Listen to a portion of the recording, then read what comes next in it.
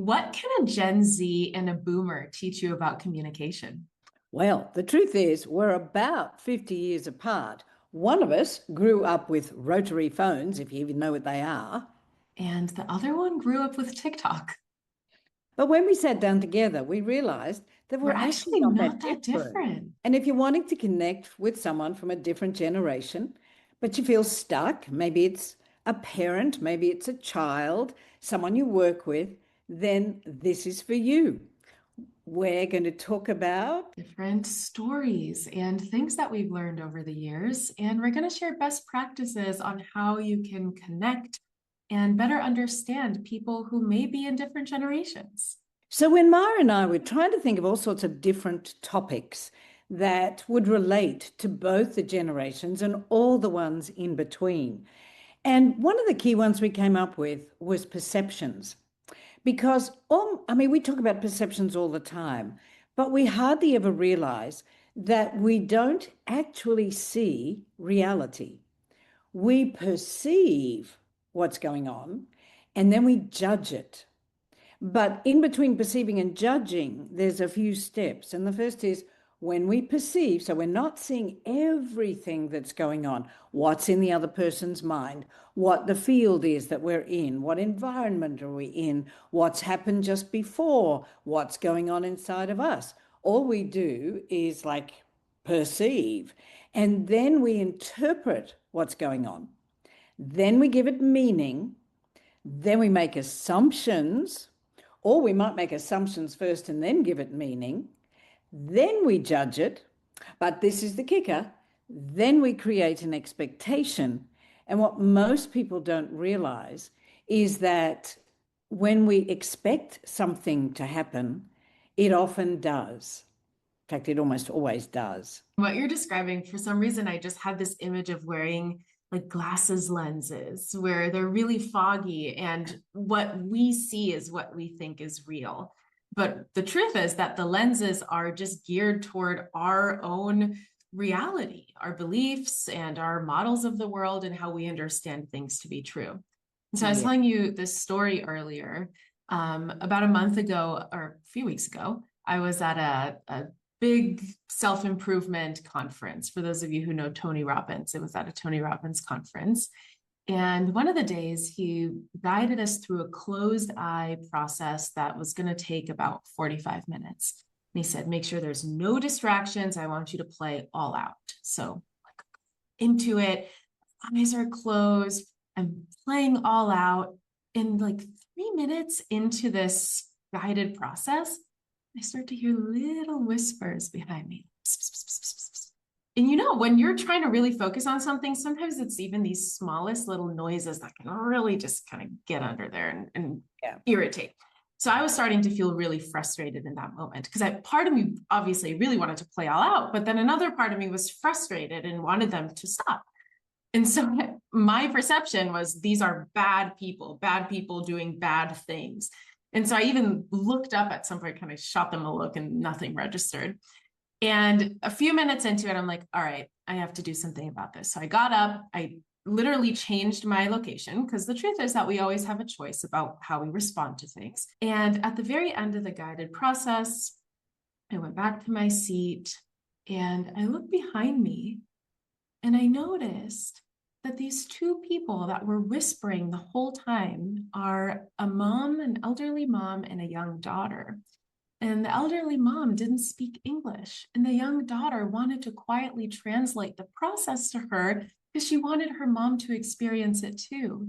And so, oh my God, all of a sudden I just melted and I was like, oh, so much Oh, compassion. I'm But I such a didn't, mean I person. know it's like, I wish I didn't shoot them that look. But Yeah. and then, of course, you know, I smiled at them. I got to know them. But in the beginning, that was my perception of reality. Bad people, bad things. But once, you know, we get more curious, we get to see the full truth, which oftentimes we miss. And often it's when you learn something else about someone else or the situation or what's just gone on. Because you reminded me of a story from Stephen Covey in his book, Seven Habits of Highly Effective People. So Covey's had a long day at work and he gets on a train to go home. And at the next station, a young man gets on. And the young man's got three small children. and he sits down and he's in a kind of a daze.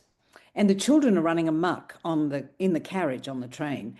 And Covey's doing, kind of what you did, looking at the kids, sighing, huffing, getting annoyed because he's tired and he doesn't want these children disrupting him. And notice we're seeing it from our perspective and perception being very closely linked.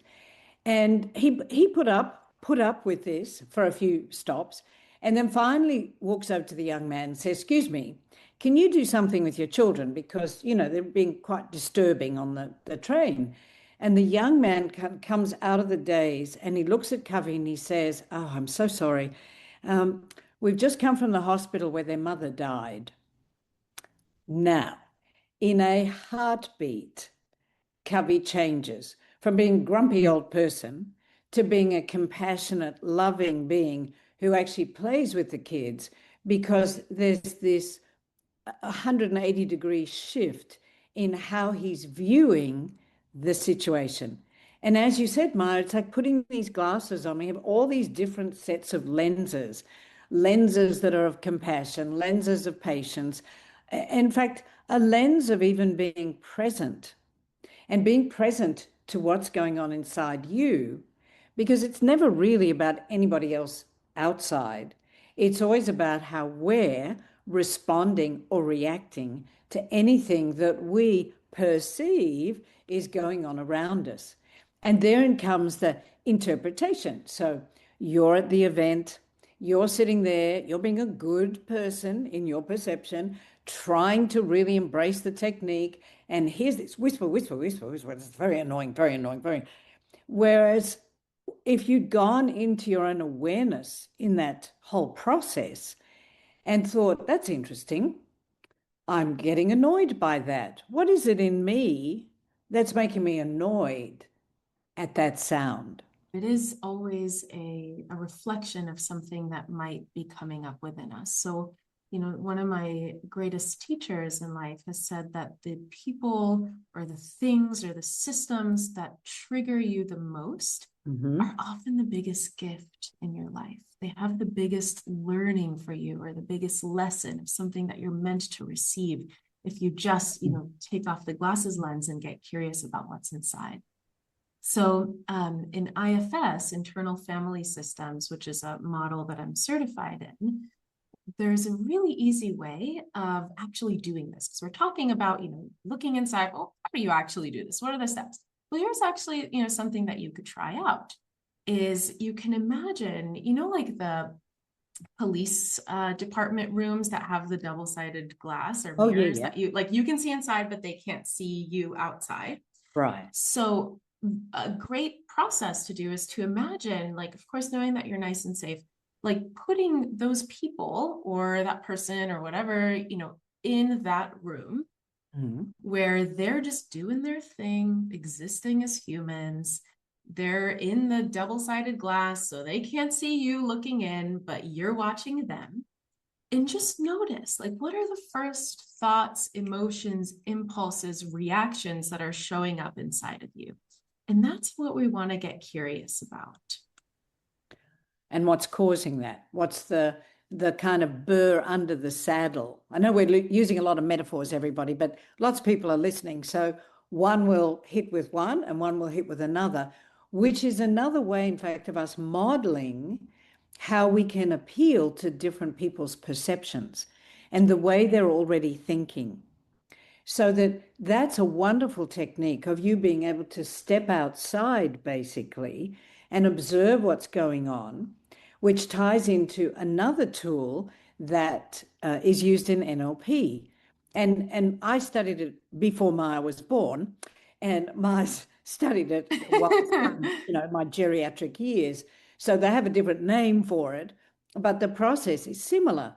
And if you think about a triangle, there's you on one corner, the other person on the other corner, and then an observer, kind of like behind the walls at the top.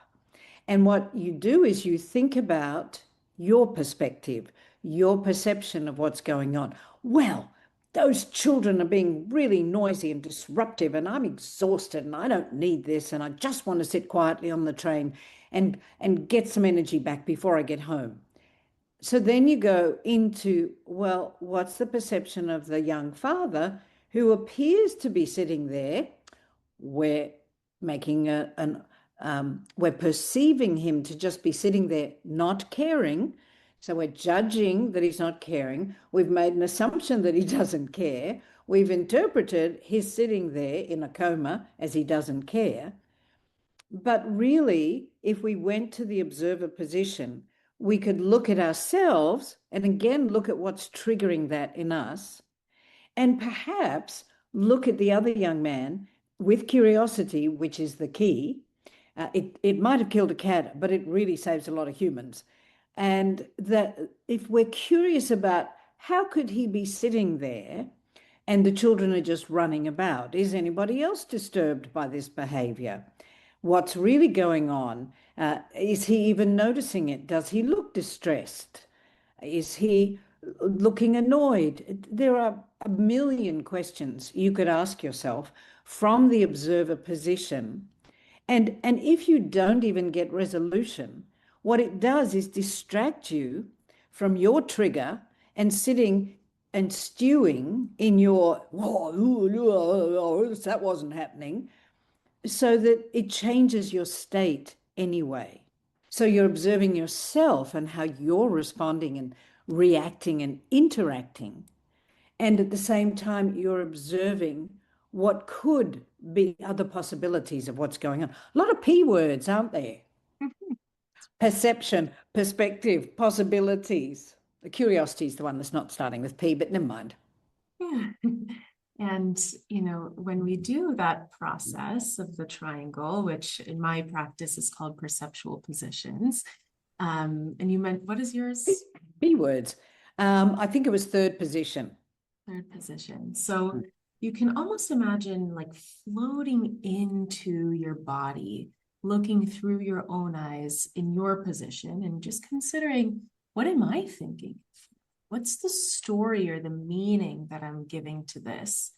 And then you imagine like moving all the way over to the other person's, and actually imagine floating into their body as if you're having their experience, looking through their own eyes, and consider, what are they thinking and feeling, or what might they be thinking or feeling? What is happening below the surface for them? What might be responsible for that behavior? And what might they need in that conversation?